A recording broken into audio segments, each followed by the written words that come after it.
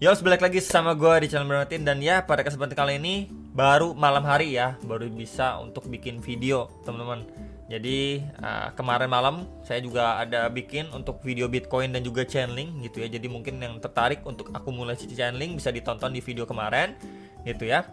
Dan ya ini udah coba saya utak-atik juga ya untuk mic-nya, apakah masih kedengaran cuman sebelah atau gimana ya. Balik lagi, coba dibantu mungkin teman-teman yang ngerti ya. Saya juga lagi berusaha untuk otak-atik terus nih untuk mic-nya, teman-teman, nggak tahu kenapa sih sebenarnya ya. Oke, jadi kita lihat untuk Fear and Greed Index berangsur turun ya, sekarang di level 57 ya. Kemarin itu dari level 60, kemudian 58 dan sekarang 57 karena market berangsur lanjut merah gitu ya. By the way, sekarang tanggal 29, besok itu udah tanggal 30 gitu ya. Kemudian kita lihat per malam ini market melanjutkan penurunannya kembali gitu ya. Dan kalau kita lihat untuk news event yang penting ya di minggu ini tanggal 30 April tuh besok, ini ada Chicago PMI sama CB Consumer Confidence. Jamnya itu jam 8.45 dan jam 9 malam. Disusul dengan 1 Mei nih. 1 Mei ini sendiri ini ada ADP ya, kemudian S&P PMI, ISM Manufacturing PMI, job opening sama crude oil inventory. Ya, ini mulai dari start jam 7.15, berakhir pada jam setengah 10 malam.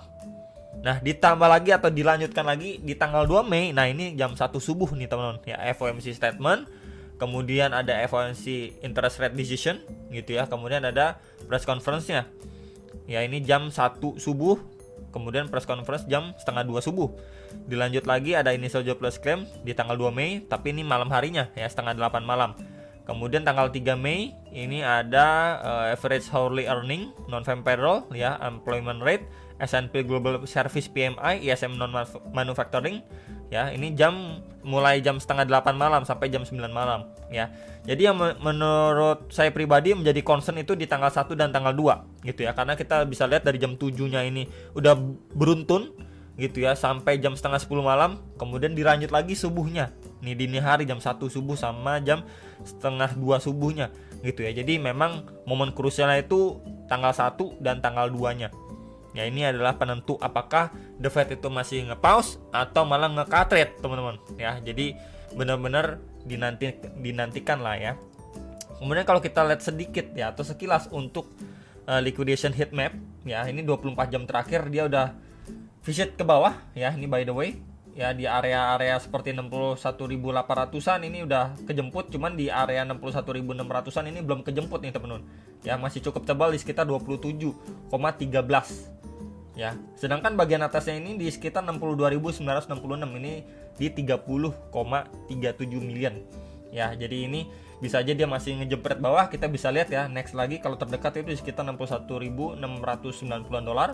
Kemudian kita lihat yang per 3 harinya ya, ini kita kurang lebih sama nih ya di 61.680-an dolar.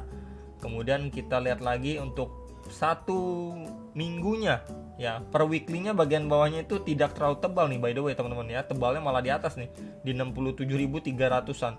Ya, tebal banget nih tuh, di ada 645,53 million US dollar.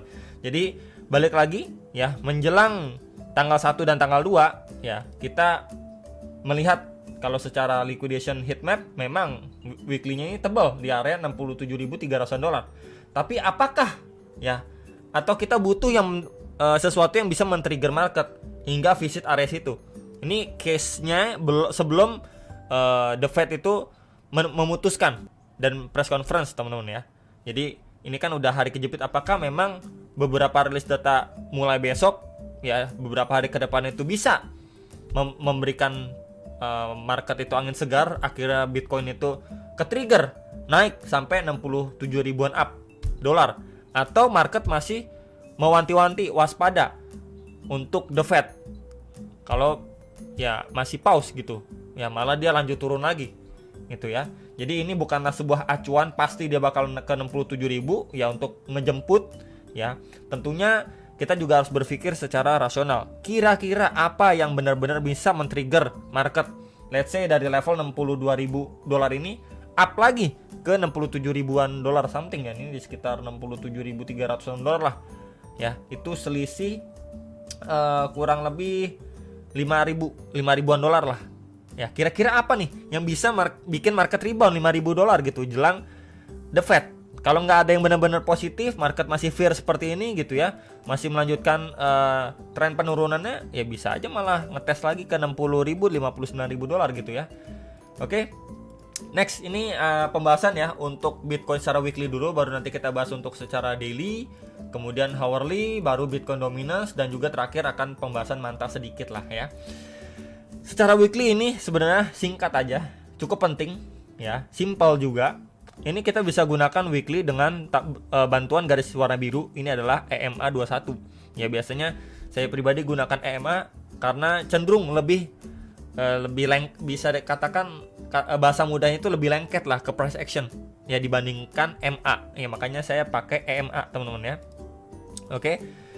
Ini kita lihat by the time ya harga ini sudah cross dan lewatin terhadap EMA 21, akhirnya dia apa?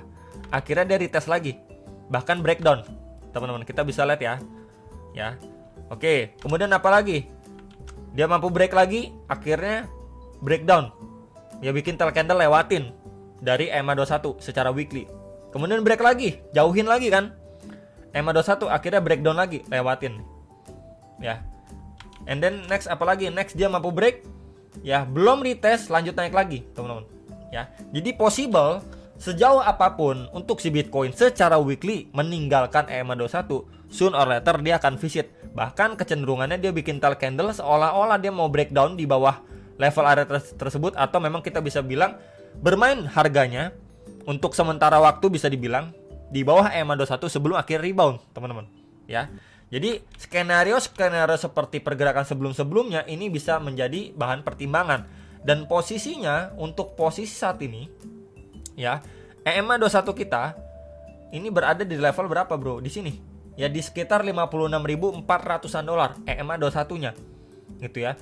At least kalau misalkan dia fake out terhadap EMA 21 gitu ya. Jadi let's say dia akhirnya ngetes di sini ya, breakdown, ngetes, lewatin sedikit gitu ya, akhirnya dia reversal lagi, ya mungkin visit di sekitar 52.000, 53.000, tapi nggak sampai nyentuh ke $50.000. Kalau misalkan kita melihat seperti sebelum-sebelumnya nih, ya seolah-olah wah ini mau breakdown lanjut turun nih. Yang ngetes kalau sebelumnya ini juga wah akhirnya nih breakdown mau turun nih. Kalau sebelumnya tapi enggak, akhirnya recovery gitu ya. Jadi bisa aja nge-grab likuiditas ya, dibikin orang-orang seolah-olah wah dia mau ngetes lagi ke 50.000, tapi akhirnya nggak dikasih rebound, teman-teman, dari level area ini. Ya, jadi ini menjadi another perspektif juga ya, kita lihat dari historical sebelumnya. Next, untuk secara weekly.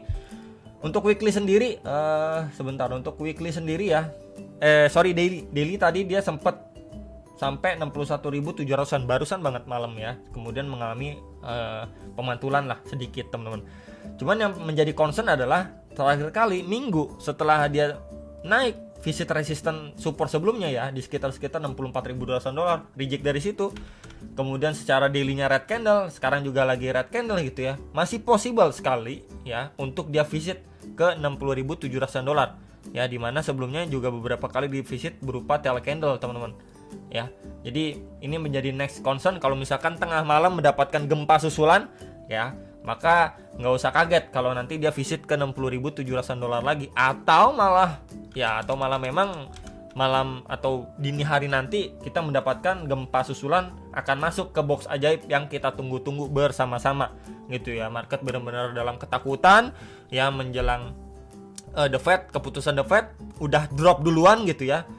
Udah drop lagi duluan ke 57.000, 58.000. Even lower di sekitar 56.000 gitu ya. Nah, ini bisa menjadi bahan pertimbangan untuk DCA ya. Tapi balik lagi, kalian analisa kembali sebelum kalian memutuskan gitu ya. Cuman ya ketimbang kemarin mungkin yang beli FOMO di 68.000 atau bahkan di 71.000 gitu ya, maksain beli, waktu turun nggak ada muatan lagi nih, bingung, akhirnya nyangkut di atas, waktu di diskon nggak bisa nikmatin ya. At least ketika diskon kita bisa dapetin harga lebih bagus, yaitu menjadi pertimbangan yang jauh lebih masuk akal lah, kurang lebih seperti itu, teman-teman ya. Bisa aja akhirnya skenario ini terjadi ya, yang digadang-gadang wah ini kayaknya mau ke 50.000, dia cuma nge-grab likuiditas saja, testing ke level area ini, akhirnya dia berangsur rebound lagi gitu ya. Next kita lihat juga untuk secara 4 jamnya hourly ya, ini masih sama perspektifnya. Setelah dia reject, breakdown ya, naik sekedar retest golden ratio ya, SNR Bitcoin sebelumnya, kemudian dia berproses turun ya, dan balik lagi saya mention ini berpotensi ini high, lower high, ini low, dan potensi lower low di sekitar 57.000 56.000 dolar gitu ya. Kalau kita ataupun saya markingin ini juga udah beberapa video yang lalu lah, cuman saya ini sedikit reminder aja untuk teman-teman. Next ini terakhir untuk Bitcoin Dominance. Bitcoin Dominance ini juga mengalami kenaikan ya. Ini juga sempat saya bahas sebelumnya, terbentuk sebuah falling wedge dan dia breakdown. Ini menjadi next area target support dan potensi untuk melanjutkan penguatan atau pemantulannya. Maka kalau itu yang terjadi, kita seperti melihat fake out terhadap falling wedge atau channelnya before dia lanjut naik sampai mungkin retest area box putih di sekitar 54,98 sampai 55,24% ya. Jadi kalau ini yang terjadi ya, altcoin akan kembali tertekan teman-teman ya. Ini juga sudah saya sampaikan, by the way ini time frame 4 jam, time frame yang tidak begitu kecil. Dan ya ini efeknya cukup deras untuk altcoin ya, apalagi dia mampu break ya, minimal dia visit area ini aja altcoinnya udah ngos-ngosan, apalagi break dari area sini, wah altcoinnya pasang impus teman-teman ya. Oke, terakhir untuk Manta ya, masih banyak juga yang request Manta, dan saya mendapatkan salah satu sharing juga ya, berita duka dari salah satu grup kripto ya. Saya pribadi nggak tahu apakah itu beritanya benar atau tidak. Cuman di sini posisinya saya tidak mau menyinggung siapapun ya. Saya tidak mau menyenggol siapapun, saya juga tidak mau menyalahkan siapapun ya.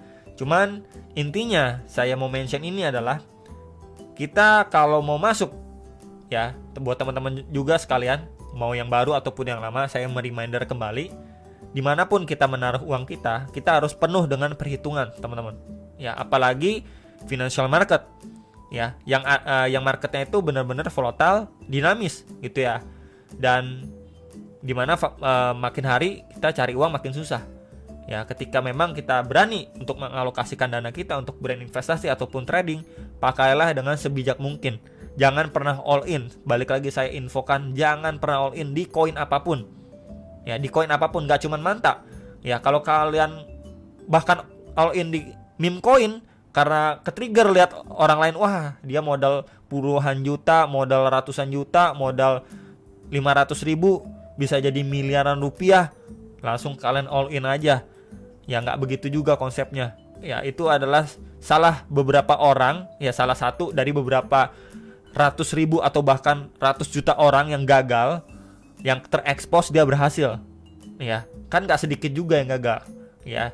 Jadi ada resiko di balik keuntungan ataupun pilihan teman-teman masing-masing. Jadi pertimbangkan sekali lagi dengan matang-matang ketika kalian mau entry ataupun mau invest di salah satu koin gitu ya.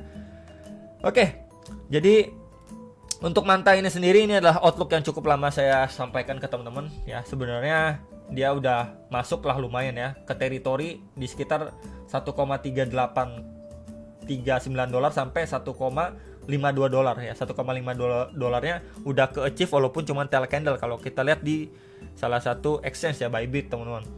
Rebound dari situ ya, mencoba benar-benar reclaim area 2 dolar atau retracement Fibo 1,6 nya gitu ya. Dia cuma sekedar bikin tail candle aja, akhirnya dia berangsur turun lagi. Cuman memang rejection dari sana ini belum mampu ngelit harganya untuk balik lagi ke box putih teman-teman ya, dimana sebelumnya saya markingin box hijau ini adalah penentu. Kalau dia mampu break lagi reclaim, maka possible dia akan ngejar area 2,58 sampai 2,73 dolarnya ya di box merah. Tapi kalau dia belum mampu ya, at least ini akan terkonsolidasi lagi atau bahkan masuk lagi ke box warna putih teman-teman ya, di level yang tadi juga sudah saya sampaikan. Overall movementnya juga kita bisa lihat ya, ini belum melanjutkan penurunan, mulai slowing down ya untuk Manta. Jadi ketika market mengalami koreksi lagi ya, kita akan visit lagi ya, kita akan say hello lagi dengan box putih teman-teman. Jadi biar teman-teman juga nggak kaget ya, wah Manta nanti turun lagi, wah kira-kira ke berapa. Kalau masuk sini udah nggak kaget ya, minimal seperti itu ya. At least kalau memang market masih lanjut koreksi, kemudian Bitcoin Indonesia ini melanjutkan penguatan gitu ya, Manta masih reject dari sini, nge-grab likuiditas, sekedar grab likuiditas, bikin tail candle area ini ya, before dia mencoba tes lagi ke level 2 dolar Ya, ini adalah another good skenario untuk Manta. Ya, dia tidak turun lebih bawah lagi atau lebih dalam lagi, sekedar testing dan grab likuiditas before adanya reaksi lagi, mantul lagi ke 2 dolar. Ya, hopefully seperti itu. Ya, kalau ini bahkan jebol, ya mungkin dia akan kembali tes bahkan sampai ke 1 dolar. Ya, jadi ini adalah area krusial untuk Manta. Ya, yang nanyain untuk Manta bagaimana? Balik lagi, ini adalah area level krusialnya Manta. Ya. Kemudian kalau terakhir kita lihat juga secara time frame 1 jamnya seperti apa ya. Untuk 1 jamnya sebenarnya ya dia cuma satu aja sih. Ya, kita bisa perhatikan dengan seksama ini adalah lapis bawahnya dia dan area ini adalah lapis atasnya dia. Dan sekarang ya kita juga bisa bagi menjadi 3 bagian. Ini adalah lapis tengahnya tuh. Ya, ini sebelumnya menjadi SNR untuk si Manta juga. Noh, ya lapis bawahnya itu di sekitar 1,674 sampai 1,7166 dolar. Lapis tengah itu di sekitar 1,873 sampai 1,909 dolar. Ya, lapis atas ya tentunya di 2 dolar up, teman-teman. Ya. Jadi memang prosesnya dia masih sideways aja di sini. Cuman yang perlu diperhatikan adalah ketika level area ini jebol ya, kita akan say hello kembali ke lapis bawahnya. Itu aja dari saya pembahasan sekilas untuk Manta, karena pergerakannya pun belum terlalu signifikan gimana. Ya, bisa dipantau untuk next area target, berikut juga dengan Bitcoin Dominance maupun juga dengan Bitcoinnya. Hopefully bisa terbantu dan sampai jumpa untuk next video sama profit.